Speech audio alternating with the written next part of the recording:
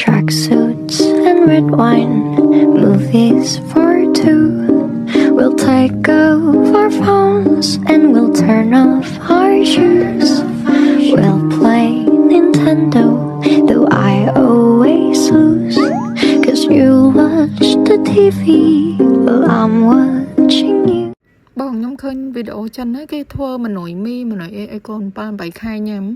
កូនប៉ា8ខែញ៉ាំមីបានមែនបងហើយមីប្រភេទហ្នឹងជាប្រភេទមីបែបណាទៅបងសម័យកាលកាន់តែទំនើបជឿនលឿនមិនធំតែអូនមានមីណាមកមីទាំងអស់គ្នាក្រៅមកខូបឥឡូវក៏គេមានគ្រឿងទេសដែរដូចជាម្សៅស៊ុបទឹកស៊ីអ៊ីវជាដើមឡាក់មានម្សៅឈីអីទៀតនិយាយទៅច្រើនមែនតែនប៉ុន្តែគ្រឿងទេសទាំងអស់ហ្នឹងគឺសិតតែគ្រឿងទេសសម្រាប់កូនតូចក្រៅមកខួបពីមុនយើងតែងតែលើខាណែនាំមួយដែលនិយាយថាកូនក្រៅមកខួបហាមប្រើគ្រឿងទេសមែន6ឆ្នាំមុនអត់មានគ្រឿងទេសទេសម្រាប់កូនក្រៅមកខួបតែឥឡូវគឺសម្បូរបែបហើយសម្រាប់មីនេះដែលសាខ្ញុំធ្វើឲ្យអូនធំអញ្ចឹងខ្ញុំប្រើទឹកសសម្រាប់កូនលើមកខួបប្រភេទទឹកសនេះគឺកូន G6PD អាចញ៉ាំបានអត់មានសារធាតុគ្រឿងសមុទ្រអត់មានទឹកដោះគោអត់មានស្រូវសាលីអត់មានសណ្តែកអញ្ចឹងកូនដែលគាត់អាឡែស៊ីគឺអាចញ៉ាំបានជាប្រភេទទឹកសដាស៊ី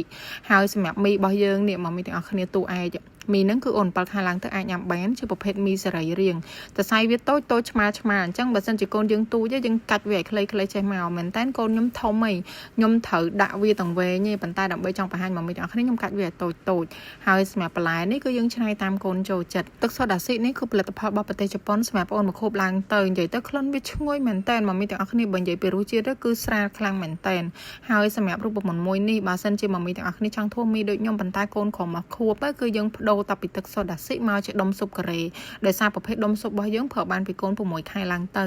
នេះបានគេហៅថាសម័យទំនើបកូនខ្ញុំមុនណាដែលស្គាល់ទេសារាយក្រៀមសារាយអីឥឡូវមកអស់ហើយមានតាំងពីសារាយមានតាំងពីតៅហ៊ូក្រៀមនៅក្នុងតៅហ៊ូក្រៀមនេះមកមីទាំងអស់គ្នាគឺសម្បូរប្រូតេអ៊ីនខ្លាំងមែនតើនៅក្នុងប្រភេទតៅហ៊ូគឺជាអាហារដែលសម្បូរប្រូតេអ៊ីនខ្ពស់ដោយវាចម្រាញ់ចេញពីសណ្តែកប្រូតេអ៊ីននឹងជួយឲ្យរាងកាយអូនរឹងមាំជួយប្រព័ន្ធរំលាយអាហារអូនរឹងមាំជួយប្រព័ន្ធភាពស៊ាំនឹងរឹងមាំដែរហើយសម្រាប់មនុស្សនេះមកមីទាំងអស់គ្នាអាចច្នៃតាមខ្ញុំបានឬក៏ច្នៃបន្លែឬក៏សាច់តាមដែលកូនចូលចិត្តនិយាយស្មោះត្រង់ស្ថានភាពផ្លូវចិត្តទំនឹងណអាចធ្វើវីដេអូបានទេពីមុនមកគឺស្ថានភាពផ្លូវចិត្តខ្ញុំអត់នឹងណយប៉ះពាល់មែនតើក្រោយពេលដែលមានសង្គ្រាមអញ្ចឹងពេលខ្លះខ្ញុំក៏យកវីដេអូចាស់យកមកផុសធ្វើឲ្យមកមីទាំងអស់គ្នាគាត់ឆ្ងល់អ្នកដែលគាត់អត់ដើរតាមដានពេកឬក៏គាត់អត់ដើរស្គាល់ពេកគាត់ឆ្ងល់ថាបងមិនក៏យកគ្រឿងទេសឬក៏អីដែលជាបោះសៀមយកមកផុសតែខ្ញុំចង់បញ្ជាក់ថាវាគឺជាវីដេអូចាស់ប៉ុន្តែគ្រឿងទេសមួយចំនួនគឺយើងបដូរឲ្យដោយសារឥឡូវយើងលែងមានលក់ផលិតផលសៀមហើយយើងនៅសល់តែស្តុកចាស់ដែលជា stock discount ស្តុកមុនសង្គ្រាមអញ្ចឹងសម្រាប់គ្រឿងទេសថ្មីគឺយើងមានជប៉ុនមានកូរ៉េមានអាមេរិករួមជាមួយនឹងគ្រឿងទេសរបស់ខ្មែរយើងដែរអញ្ចឹងសម្រាប់ម៉ាមីដែលត្រូវការទាំងគ្រឿងទេសនិងអាហារូបត្ថម្ភអាចតាក់ទងមកគុណតម្រៃបានអរគុណច្រើន